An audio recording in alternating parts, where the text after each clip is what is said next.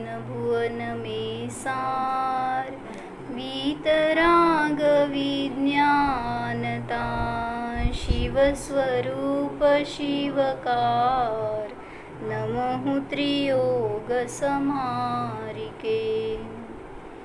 मुनि सकल व्रती बड़ भागी, भव भोगन ते वैरागी, वैराग्य पावन माई, चिंते अनुप्रेक्षा भाई, इन चिंतत सम सुख जागे, जिमि ज्वलन पवन ते लागे, जब ही जिय आत्म जाने, तब ही जिय शिव सुख ठाने।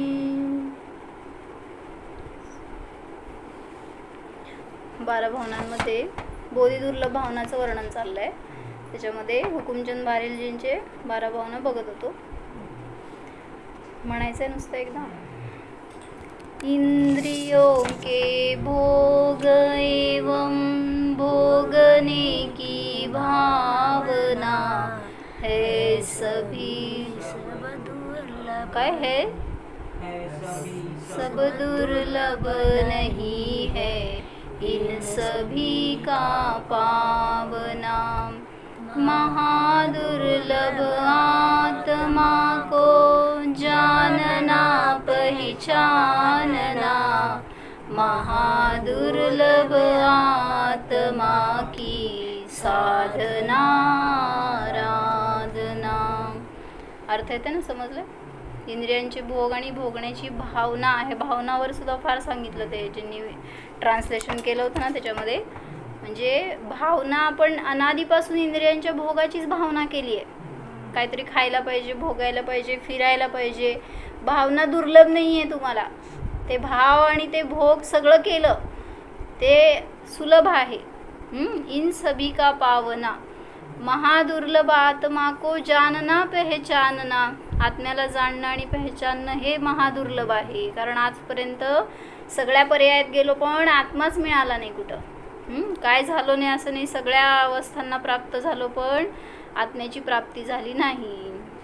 महादुर्लभ आत्मा की साधना आराधना, मग त्या आत्म्याची साधना करावं वाटणं, आराधना करावं वाटणं हे सुद्धा दुर्लभ आहे। आत्मा नाही आहे का कोणाकडं? सगळ्यांकडे आहे। धर्म नाही आहे का? तो पण मिळाला, पण त्याची साधना करायची परिणाम होणं दुर्लभ आहे। जसं आता आलेले ते सगळे नागपूरचे, त्यांचा फोन आला होता मगाशी आणि ते बोलले, म्हणले इथं येऊन असं मिळालं म्हणले आम्हाला की दिशा मिळाली आहे आता जीवनाला, आणि आजपर्यंत फक्त ऐकून होतं किंवा नुसतं शाब्दिक वाचन झालं होतं म्हणले, पण काय करायला पाहिजे, मोक्ष मार्ग काय आहे, धर्म म्हणजे काय, हे सगळं आत्ता समजलं। एक नवीन जीवन सुरू झालं म्हणले आमचं। म्हणजे असं सांगायचं की सगळ्याला मिळते, शब्द मिळतात, हां शब्द सगळीकडे मिळतात, पण मार्ग, योग्य मार्ग काय हे मिळत नाही। म्हणून मी एवढंच सांगितलं त्यांना, योग्य धर्माचं आचरण करायचं असेल तर खरे देवशास्त्र गुरु शरण माना आणि त्या खऱ्या धर्माला प्राप्त होऊन तो कधीच सोडू नका, एवढी भावना करा। दुसरं आपण काय सहवास अधिक मिळेल नाही मिळेल कोणाचं, पण जिथं ज्ञान मिळालं तिथं मार्ग सुटणार नाही। नर देह उत्तम देश पूर्ण, आयुष्युभ आजीविका, दुर्वासना की मंदता, परिवार की अनुकूलता, सत्सज्जनों की संगति, सद्धर्म की आराधना, है उत्तरोत्तर महादुर्लभ आत्मा की साधना। सांगितलं होतं याच्यामध्ये काय, नरदेह हे एवढं मस्त आहे ना, असं चिंतनात ठेवा सारखं। आपल्याला पण जे मिळालं ते दुर्लभ मिळालंय सगळं। नरदेह उत्तम देश पूर्ण, आयुष्युभ आजीविका, दुर्वासना की मंदता, परिवार की अनुकूलता. काय नाही मिळालं ह्याच्यातलं सांगा मला? सगळं मिळालंय पण आत्माच मिळाला नाही. म्हणून ह्या सगळ्यातना आत्मा मिळतोय असं नाही, हे सांगायचं त्यांना. सज्जनों की संगती मिळाली का नाही? किती वेळा मिळाली संगती, तरीसुद्धा सद्धर्म की आराधना, जिनधर्मी पण झालो असणार अनेक वेळा, पण तरीसुद्धा आत्म्याची साधना केली नाही, जी महादुर्लभ आहे. हे एकानंतर एक सगळं मिळणं दुर्लभ आहे, पण सगळ्याची प्राप्ती झाली, पण शेवटची आत्म्याची साधना मी आजपर्यंत केली नाही, त्यामुळं मला अजून आत्मा प्राप्त झाला नाही. म्हणून सकाळी स्टोरी सांगितलेली सांगा त्या उंदराची, ते बोधी दुर्लभसाठी सांगितली होती अम्मानी. ॲक्च्युली काय होतं, साधू होते आणि ते बसले होते जंगलमध्ये साधना करत. आपले साधू म्हणजे सामान्य तपस्वी, गुफामध्ये राहायचे आणि आपलं साधना करायचे, कोणाच्या अध्यात मध्यात नाही, बस कोणाला मदत लागली गरज तर ते असायचे हजर बस. तर एक दिवस काय झालं, एक कावळा एका उंदराला घेऊन चालला होता धरून पायामध्ये, जिवंत होतं ते, आणि चुकून त्याच्याकडनं ते सुटलं आणि पडलं बरोबर येऊन साधूच्या पायापाशी. आणि मग ते घाबरलेलं होतं म्हटल्यावर त्या साधूंनी त्याला आश्रय दिला, कावळ्याला पळवलं. मग त्याला घरी आत घेऊन जाऊन त्याला हातामध्ये खायला धान्य दिले काय काय. मग ते आश्वस्त झालं की आपल्याला इथं काय भय नाही आहे, ते उंदीर. आणि मग ते आता जायचं, उंदीर जंगलामध्ये जायचं, फिरायचं, परत यायचं, गुफामध्ये बसायचं, असं करत काय झालं, एक दिवस त्या उंदरावर मांजर झपटली. मग ते परत घाबरलं आणि पळत आलं साधूंच्या चरणाशी. मग त्या साधूंकडं शक्ती होत्या, तर साधूंनी आशीर्वाद दिला की तू मांजर हो. आणि ते खरंच मांजर झालं, उंदराचं मांजर झाला. आणि मग काय झालं गोष्ट सकाळची, तर मग ते मांजर झाल्यावर आता मस्त मजा करायला लागलं. ते यायचं, फिरायचं, परत येऊन साधूंजवळ बसायचं. मग आता निडर होतं ना ते, उंदीर होतं म्हणून भय होता, आता मांजर झालं होतं. पण आता त्याच्यावर कुत्रा असतो, रानटी कुत्रा, ते झपाटा मारायला लागला. म्हटल्यावर परत घाबरलं, साधूंजवळ आलं तर साधूंनी आशीर्वाद दिला कुत्रा हो, कुत्रा झाला. असं करत करत आता वाघ त्याच्या मागं लागला. म्हटल्यावर परत शरण आला साधूंच्या, तर व्याघ्रो भव असा आशीर्वाद दिला, तर तो वाघ झाला. आणि मग वाघ आता राजा, त्याला कोणाचं भय नाही काय नाही, ते आपलं पाहिजे तेव्हा फिरायचा यायचं, सगळे पशु घाबरून असायचे त्याला. आणि आता ते वाघाला शिकारी आला मागून आणि त्याने असं गोळी मारणार, तर तो घाबरला आणि पळत आला साधूंच्या मागं लपला, म्हणला मला वाचवा. मग आता त्याला त्या माणसाचं भय म्हणल्यावर त्याला माणूस बनवलं. काय मनुष्य बनवलं तुम्हाला, कोण? साधूंनी आशीर्वाद दिला होता म्हणून तुम्ही माणूस बनलाय, माहिती आहे का मामा? तुम्हाला माणूस कोण बनवलं? मामाजी, आपल्याला माणूस कोण बनवलं? मीच. ऐकायला येतं का? कमी यायला लागलं? ऐकू आलं का? नाही आलं तर त्यांना माणूस बनवलं त्या साधूंनी त्या उंदराला. आता ते माणूस झाल्यावर गेला गावामध्ये, आपलं सगळं फिरतोय, भोगतोय. आता त्याला इच्छा काय व्हायला लागली, आपण पण संसार थाटावा, घर बांधावं, सगळं आपली पण गृहस्थी असावी. पण विचार काय आला, म्हणला मी तर उंदीर आहे, उंदराचा मी मनुष्य झालोय. त्याला भाववासना आहे, त्याने काही विसरला नाही आहे. आणि मग तो म्हणतोय की कसं आपण असं लग्न करायचं, किंवा ठीक आहे केलं तर केलं, पण कोणाला कळालं तर मी उंदीर होतो म्हणून. मग म्हणला मला आणि साधूंना दोघांनाच माहीत आहे मी उंदीर होतो, मग आता मी तर कोणाला सांगणार नाही. साधूंनी सांगितलं तर मग सगळं भांडा फुटणार ना. म्हटल्यावर त्याला विचार काय आले, त्या साधूंना संपवून टाकू, साधूंचा घात करू, म्हणजे मग राज रह जाएगा. मला कधी उंदीर परत बनावं लागणार नाही आणि मी उंदीर होतोय कोणाला समजणार पण नाही. असं म्हणून त्यांनी चाकू घेऊन निघाला गुफाकडं. आता साधू ज्ञानी होते, बाकीचं सगळं समजलं होतं, म्हटल्यावर हे नाही समजणार, त्यांना त्याचे भाव लगेच कळाले. आता तो चाकू घेऊन वार करणार, तेवढ्यात साधूंनी काय आशीर्वाद दिला संजना? परत काय आशीर्वाद दिला शेवटी? मूषको भव, परत एकदा तू उंदीर हो. असं तो हात उचलणार, तेवढ्यात उंदीर झाला. कशासाठी सांगितली होती स्टोरी? दुर्लभता, म्हणजे सगळ्या पर्यायात जाऊन आलो आपण, काय नाही झालं असं नाही, सगळं प्राप्त करून सगळं सोडलं, पण त्यातून आत्माच मिळाला नाही, म्हणून आत्म्याची साधना करणं आवश्यक आहे हे सांगितलं. तुम्हाला ते मानच्या फोनमध्ये आहे, त्यांना काढून दे.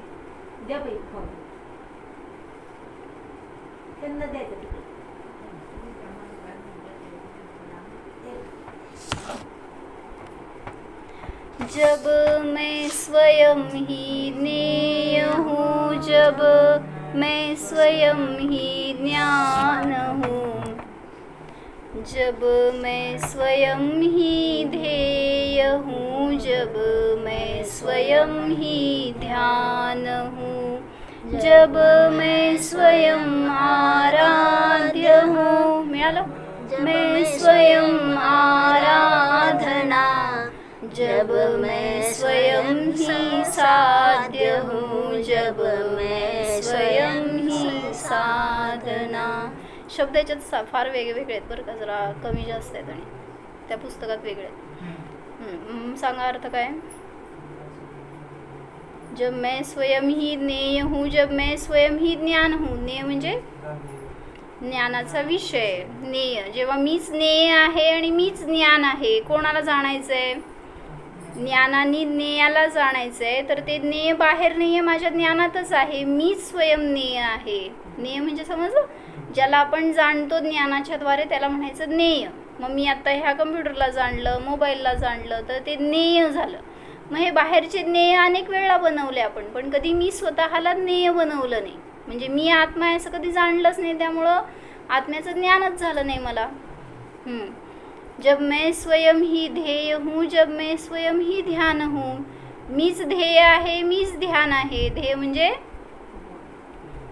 ध्यानाचा विषय, ज्ञानाचा विषय ज्ञेय, ध्यानाचा विषय ध्येय, आराधनेचा विषय आराध्य, साधनेचा विषय साध्य, असे शब्द दिलेत.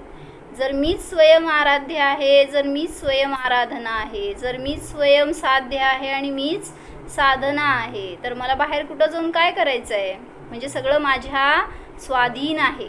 म्हणून सांगायचं आहे की अशा स्वतःला प्राप्त करा तर अवघड नाही. बोधित मग सांगितलं की ह्या विश्वामध्ये सगळ्यात सुखकारक वस्तू कोणती आहे? सगळी सुखदायक वस्तू कोणती आहे? डॉक्टर होणं, पैसे मिळवणं, जास्त पैसे असणं म्हणजे सुख आहे का? पण आपल्याला वाटते का नाही त्याच्यामध्ये खूप सुख आहे. पण त्याच नोटा बंद झाल्यावर काय झालं?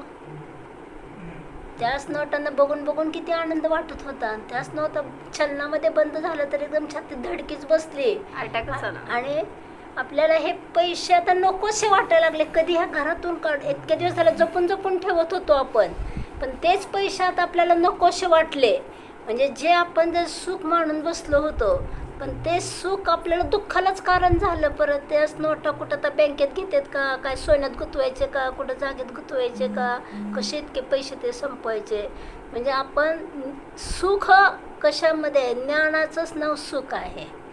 ज्ञानाची दुसरी, एकाच नाण्याच्या दोन बाजू आहेत. ज्ञान आणि सुख एकाच नाण्याच्या बाजू आहेत. पण आम्हाला काय झाले, ज्ञान आमचं एकीकडे झाले आणि सुख एकीकडे झाले. म्हणजे आमचं ज्ञान आमच्या ज्ञानामध्ये आहे आणि आमचं सुख कुठं आहे? पैशात आहे, शरीरामध्ये आहे, कपड्यामध्ये आहे, घरादारामध्ये आहे, मित्रामध्ये आहे, पार्टीमध्ये आहे, अजून काय एन्जॉय करण्यामध्ये आहे आमचं सुख. म्हणजे असं दोन आहे वेगवेगळं. त्यामुळे आम्ही काय ते सुख सारखं धडपडत राहिलं आणि सुख आम्हाला मिळणं आहे. सुख कुठं आहे हे कळलं नाही आहे आणि सुखाच्या मागं लागलेलं आहोत, पण सुखी तर आम्ही होतच नाही. म्हणून आचार्य सांगतायत की ज्ञानच सुख आहे. जसं गुलाबजाम खाल्ला तर आनंद कोणाला, सुख कुणाला झालं, आनंद कोणाला झाला? गुलाबजामला आनंद झाला का आपल्या ज्ञानात आनंद झाला? कारण का त्या गुलाबजामला तर नॉलेज नाही, म्हणजे ज्ञान नाही आहे, त्याला संवेदन नाही आहे. पण आपण म्हणतो गुलाबजाम खाल्ल्यामुळं मला आनंद आला, पण वास्तविक आनंद आपण आपल्या ज्ञानाचाच भोगलेला आहे. ज्ञानाचं ती दृष्टी आपल्याला प्राप्त केली तर आपण 3 लोकात सुखी प्राणी आपल्यासारखं कुणी असू शकणार नाही. म्हणजे सुख कुठं आहे याचं ज्ञान असणं अत्यंत आवश्यक आहे. आणि ते ज्ञान प्राप्त करून बोधी दुर्लभ, बोधी म्हणजे ज्ञान आणि सम्यक ज्ञान, साधं लौकिक ज्ञान जनरल नॉलेज ह्याचं काय नाही, कुठपर्यंत ते उपयोगी आहे. जास्तीत जास्त त्या भावापर्यंत. खूप मोठा सर्जन झाला, खूप भारी भारी ऑपरेशन करत होता तो नितीन काय मांडके का काय, खूप भारी भारी ऑपरेशन करायचं हृदय म्हणजे. आणि इतका पैशाचं लोभी होता, इतका पैशाचं लोभी. माझ्या वडिलाचं जरी ऑपरेशन करायला लागलं बायपास तरी मी त्यांच्याकडनं पैसे घेतल्याशिवाय करणार नाही. इतकं त्यांचं त्या सर्जरीचं त्यांना अहंकार, इगो आणि पैशाची लालसा. पण काय झालं, इतके पैसे कमवले आणि त्यांनाच अटॅक आला. मग त्यांना अटॅक आल्यावर आता कोणाकडं जायचं? मग ते दुसऱ्या डॉक्टरकडे गेले. तर ते म्हणले इतके मी पैसे घेणार. म्हटले मी पण त्याचा स्पेशलिस्ट आहे, त्याचा सर्जरी आहे, बायपास सर्जरी करणारा वगैरे. इतके पैसे कशाला? मी इतके पैसे देणार नाही. तर डॉक्टर म्हटले मी नाही करणार इतकं. मग नाहीच देणार तर नाहीच करणार.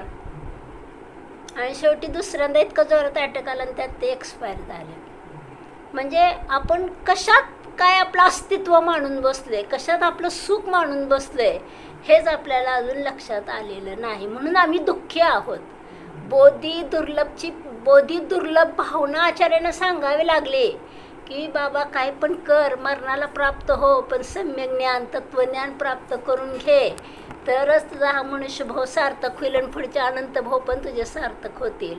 मग एक मनुष्य असतो आणि त्याच्याकडं असं खूप असं तो श्रीमंत असतो आणि तसं जंगलातनं चाललेला असतो आणि त्याच्याकडं अशा 3 पेट्या असतात सोन्याच्या चिपा भरलेल्या अशा खूप मोठ्या मोठ्या.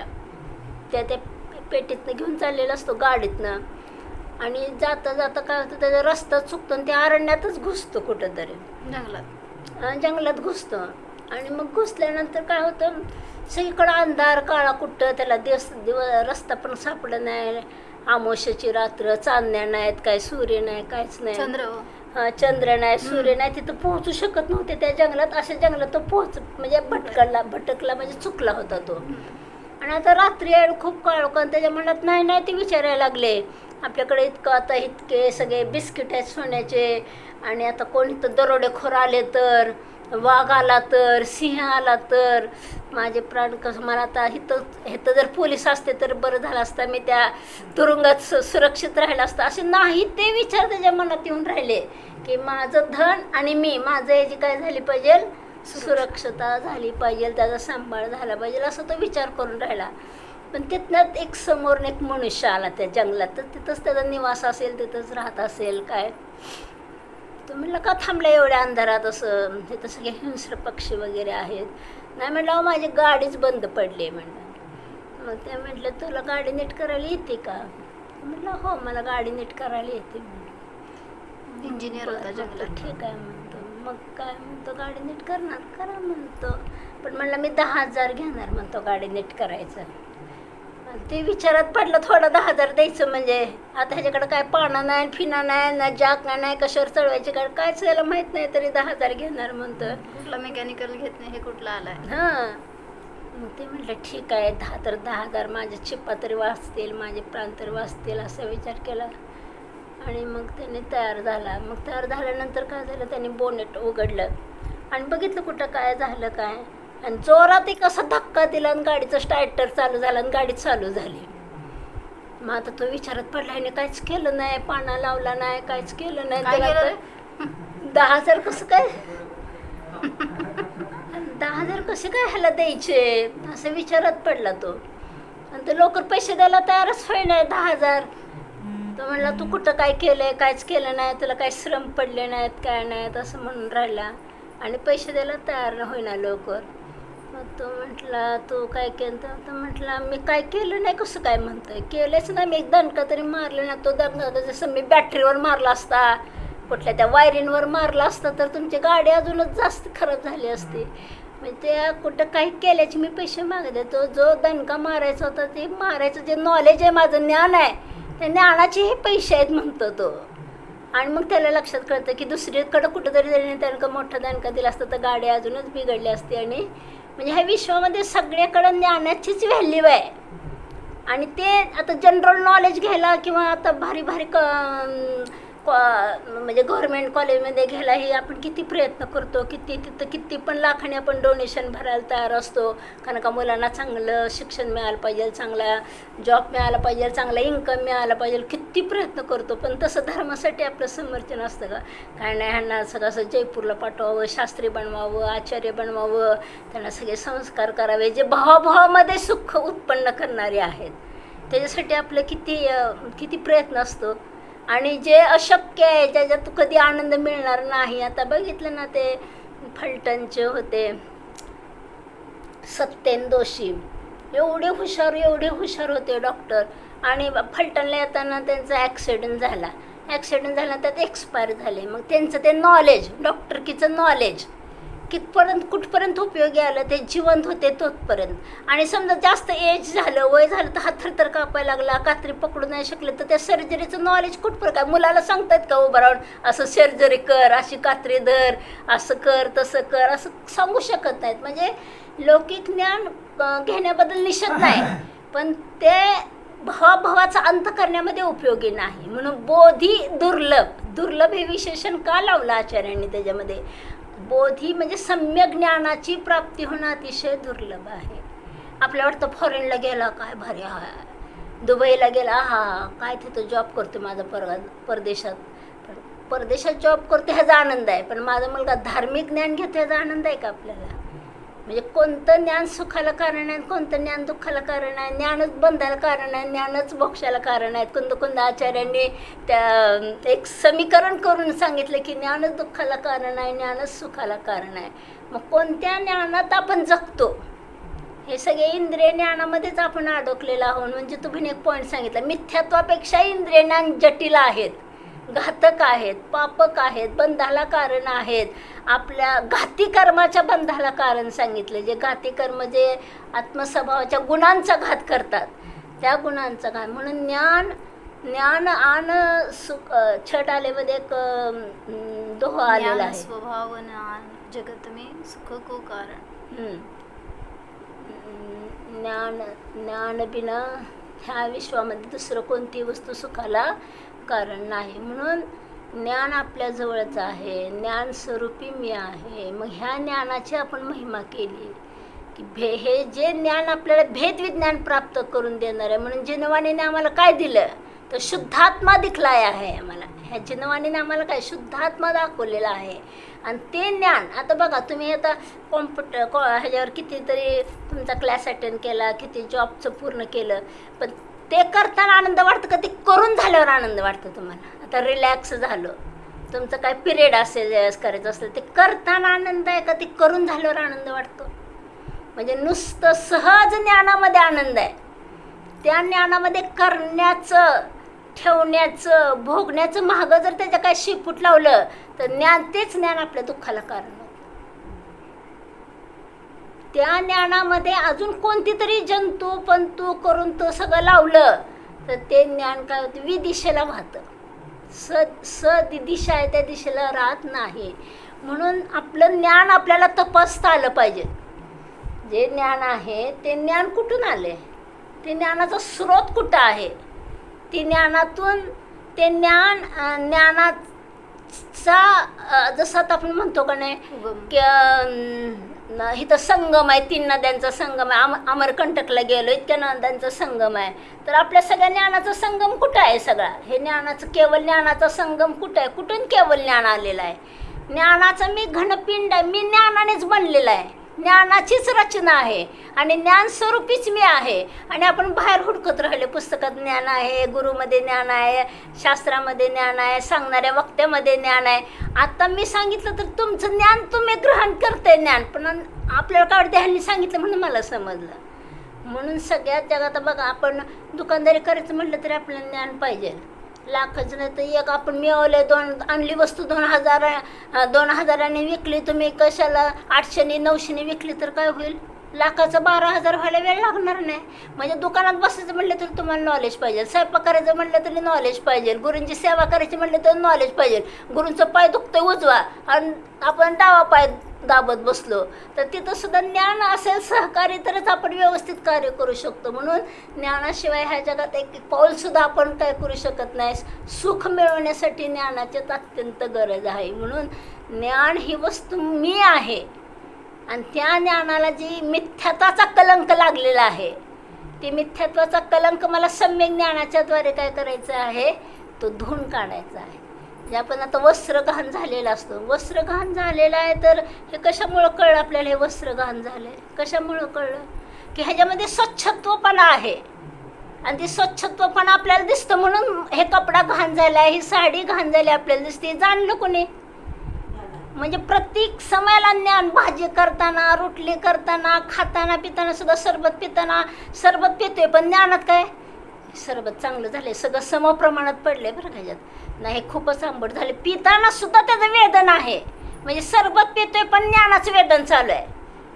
खरंच ह्याच्यात सगळं भारीच पडले, एकदम एक नंबर सरबत झाले, अजून एक ग्लास घ्यायचा. त्यावेळेसच निर्णय ज्ञानात एक पेत असताना त्यावेळेस. म्हणजे ज्ञान किती अद्भुत आहे, अवर्णीय आहे, अनुपम आहे. म्हणून सांगतायत की भेद, ते समयसरमध्ये कलश नियमसारमध्ये कलश आला आहे की भेद प्रज्ञाछन्नी वापरतायत समयसरमध्ये कुंद आचार्य, की प्रज्ञाछन्नीच्या द्वारे असं ना, जसं मूर्ती आपल्याला तयार करायची असेल तर तो मूर्तिकार काय करतो, त्या दगडामध्ये खरंच भगवान बघतो आणि मोठ्या मोठ्या हातोडीने सगळे म्हणजे अनावश्यक आहे ते काढून टाकतो. पण सगळं अनावश्यक झाल्यानंतर आता त्याला नाक कोरायचे, डोळे कोरायचे, तर ते मोठा हातोडी घेऊन चालेल का?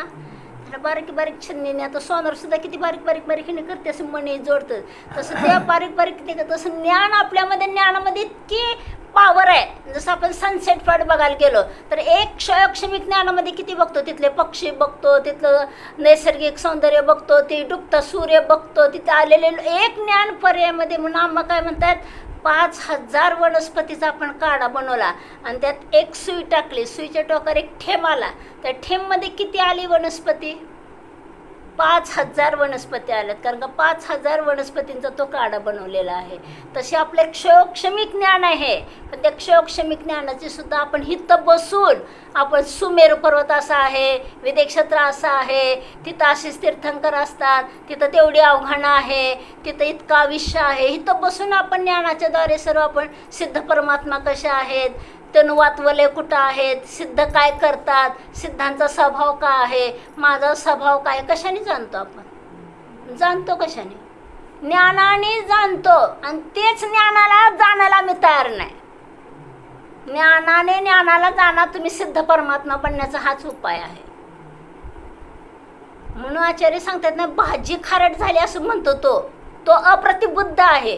भाजी खारट झाली का? मग काय झालंय त्याच्यात? भाजी खारट झाली का? भाजी खारट आहे का? मग खारट काय? खारट काय? मीठ जास्त पडले म्हणून खारट झाले ती, का भाजी खारट आहे?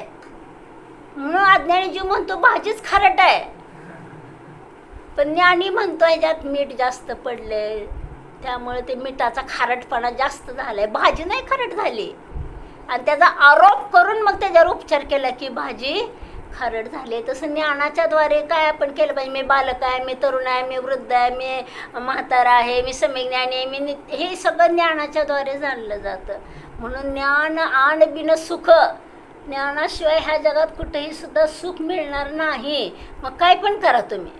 आता किती करोडो अब्जपती असेल तर त्या अंबानी, टाटा, बिर्लावाल्यानं सुख आहे का? झोपीच्या गोळ्या घ्यायला लागते झोपताना का? पैसा इतका आहे तरी त्यांना सुख का नाही? का सुख नाही त्यांना?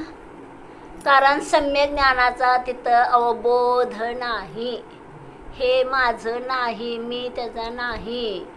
त्याच्याशी आपलं एकत्व केले, ते तारा जोडल्यात ना सगळ्या, त्यामुळे ते हृदयाच्या तारा त्याला जोडल्या जातात आणि त्याच्यामध्ये तो आत्मा जोडतो. मग सगळीकडनं त्याचा घात होतो. म्हणून सुखी व्हायचे ना, आनंदी व्हायचे ना, तर मी कोण आहे हे जाणणं अत्यंत आवश्यक आहे आणि ते ज्ञानाच्या द्वारे जाणलं जाऊ शकणार आहे. आणि त्यावेळेस तुमचं ज्ञान सम्यक म्हटलं जाणार आहे. तोपर्यंत सम्यक ज्ञान आपल्या ज्ञानाला विशेषण येत नाही, तोपर्यंत पंचपरावर्तनाचा अभाव होणार नाहीच. मी झोपेत असू दे तरी माझं ज्ञान जाणण्याचंच कार्य करते, कोमात गेलं तरी ज्ञान जाणण्याचंच काम करतोय. नाही तर डॉक्टर का म्हणत नाही घेऊन झालं, एक्सपायर झालं, हे काय ह्याची समाधी झाली, हा प्राण गेले, असं का म्हणत नाही डॉक्टर. डॉक्टर तर्कयुक्ती अनुमानाने जाणतो ह्याचे ठोके चालू आहेत, ह्याच्या नाड्या चालू आहेत, ह्याचे पल्स पडते, ह्याचं हृदय काम करते, तर्काने जाणतं, शरीराच्या क्रियेवरून जाणतं. आणि मग जीव आहे ह्याच्यात असं जाणतं. म्हणून जीव सदैव जाणण्याचं कार्य आहे, जीव सतत जाणण्याचं काम सांगितलं. आचार्य म्हणतात की तुम्ही झोपलाय आणि झोपेमध्ये तुम्हाला असं स्वप्न पडलं की इतकं सगळ्या गावाला आग लागलेली आहे, सगळीकडं धडा धडा धडा धडा आग लागलेले, सगळं इतका आगीचा भडका उठलेला आहे आणि आता ती आग आमच्या घराकडे यायला लागली. आणि तो इतका स्वप्नामध्ये हाय हाय करायला लागतो, रडायला लागतो, इतकं काय करायला लागतो. मग आता ती आग विझवण्यासाठी काय करायला लागेल हो त्याला, काय करायला लागेल, पाणी मारायचं. पाणी काय करायला लागेल. तो झोपलाय आणि झोपेमध्ये त्याला स्वप्न पडलंय असं. किती करायचं संजना, पाणी मारायचं त्याला झोपलेल्याला. स्वप्नात बघतोय तर स्वप्न तोडायचं आहे फक्त. तो जागा नसतं झाला तर कुठं तिथं आग नाही, काय नाही, कायच नाही, तिथं विजवायचं सुद्धा त्याला श्रम नाही आहेत.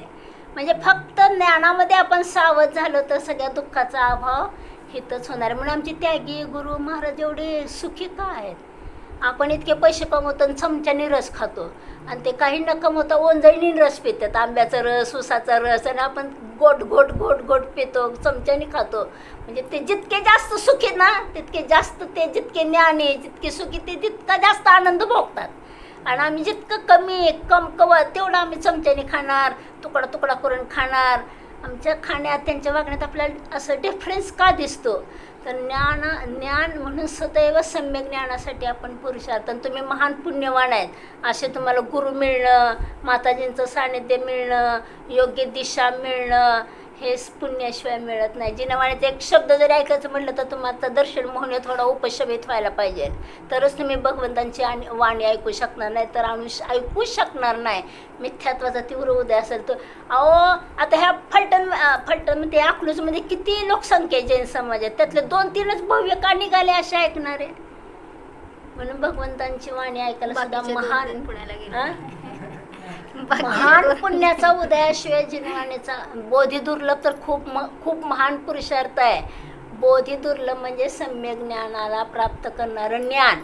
त्यालाच आचार्याने सम्यक ज्ञान म्हटलं, समीचीन ज्ञान म्हटलं, यथार्थ ज्ञान म्हटलं, त्यालाच प्रज्ञाछन्नी वापरलं, त्यालाच भेद विज्ञाना सिद्धार्थ केलं केचनम. आचार्य म्हणतात नियमसारमध्ये आत्तापर्यंत सगळे जे सिद्ध झाले ते भेद ज्ञान. भेद आपल्याला पण भेद ज्ञान आहे, पण आपले भेदज्ञान मिथ्या आहे, संसाराचं आहे, तुझं माझं करणार आहे. पण आचार्याने जे सांगितलेलं भेदज्ञान आहे की मी आणि हे माझे उठणारे संकल्प विकल्प ते देखील माझ्यापासून अत्यंत भिन्न असं शुद्ध अखंड चैतन्य तत्व मी आहे. आणि त्याचं अवलोकन करणं म्हणजे सोपे आहे हो. सहज दुर्लभ काढताना काय बोधी सहज अशी भावना लिहायला पाहिजे मला. जो भेद विज्ञानी आहे त्यासाठी ती भावना कोणती तयार होईल, बोधी सहज किंवा सहज बोधी भावना. सुलभ म्हणा, सहज म्हणा, सरळ म्हणा, हे असे ज्ञानाचे गुणधर्म आहेत आणि ते आपल्याजवळ आहे. आणि त्याचं फक्त दृष्टी आली की सृष्टी सगळी बदलून जाते. आपल्याला बाकी सगळं तर प्राप्त होऊ शकतं पण ज्ञान प्राप्त करत नाही आपण. आपलंच ज्ञान आपल्यासाठी परक झालंय, आपलंच ओळख आपल्याला नाही आहे. बाकीच्या सगळ्याच ओळख करून घेतो आपण जगामध्ये, पण माझी ओळख मी केली नाही म्हणून आपण मला स्वतःला प्राप्त झालो नाही.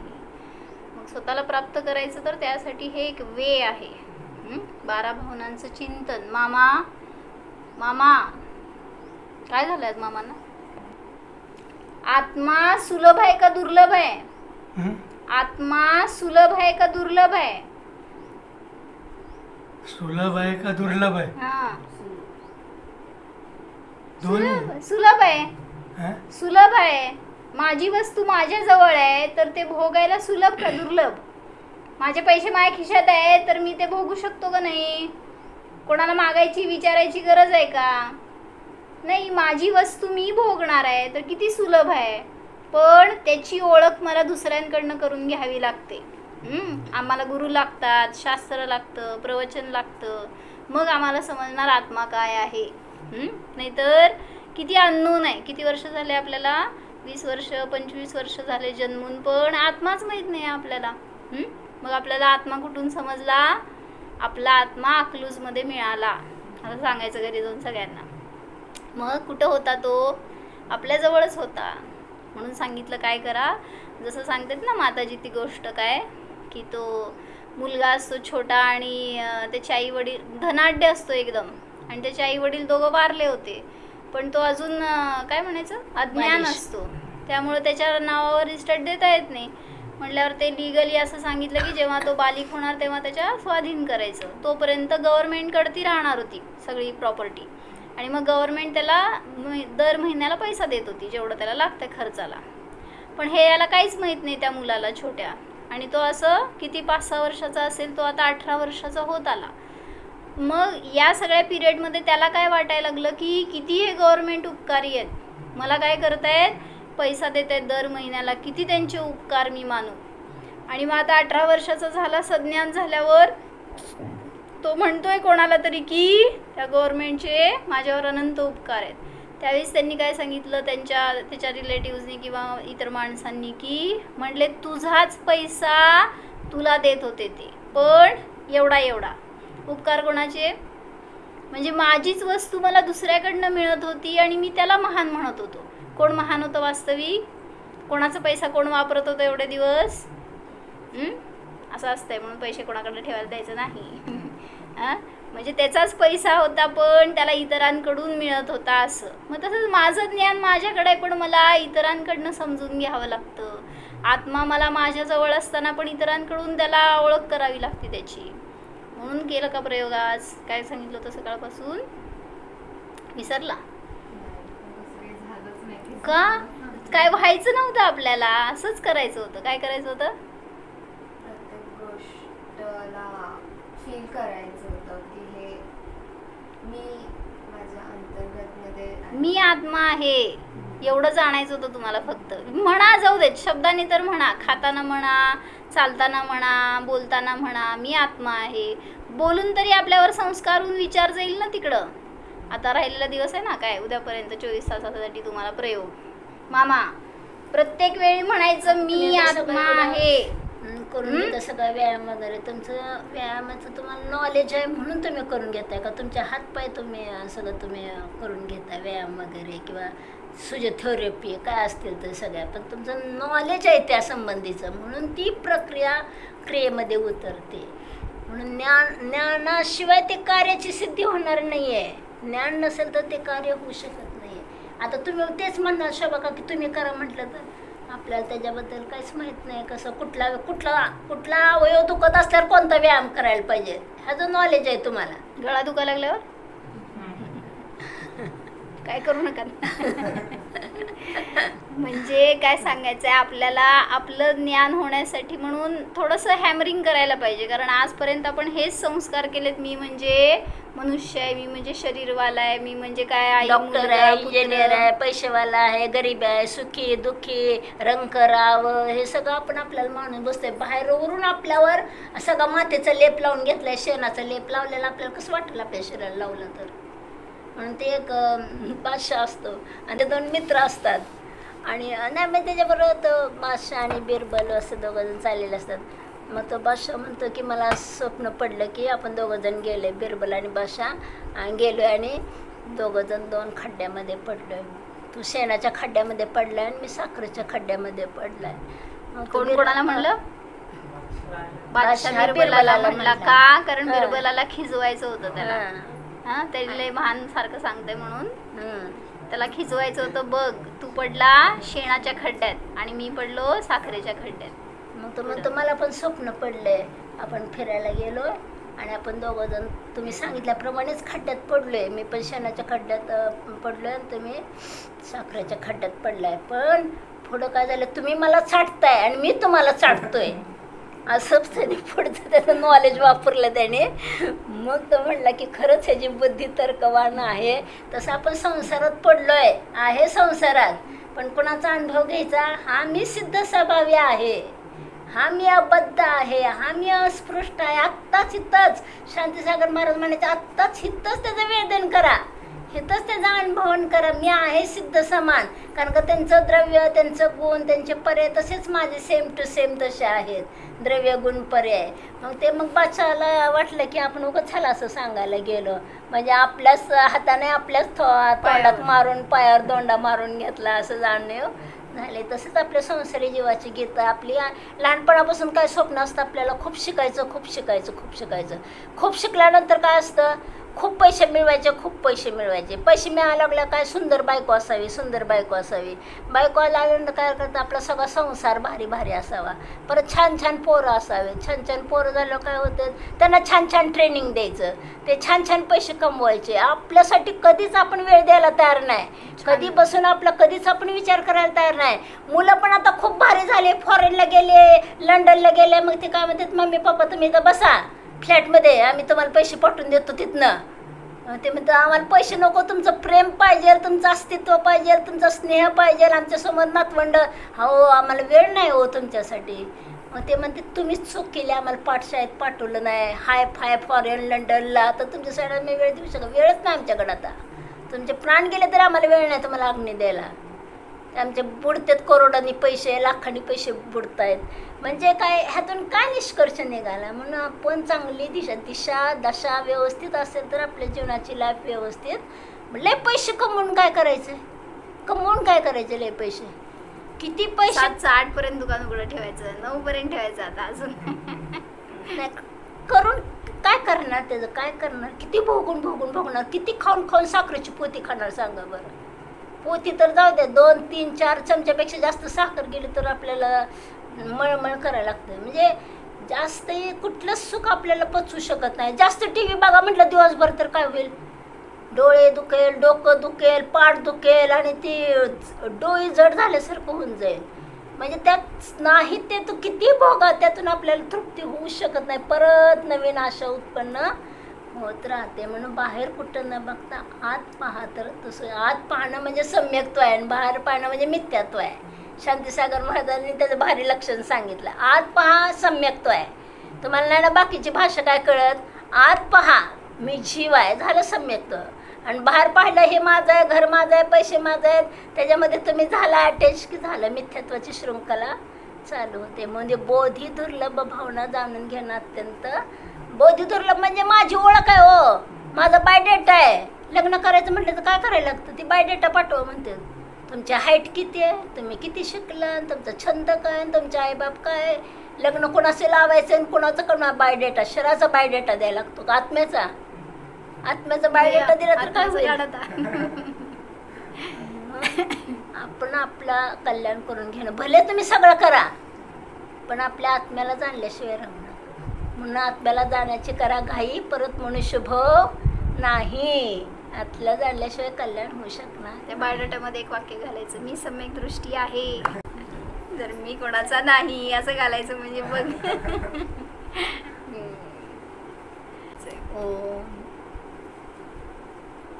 हा मी ज्ञाननिधी संपन्न आहे. हा मी ज्ञानामृत स्वरूप आहे. हा मी भगवान आत्मा आहे. ओम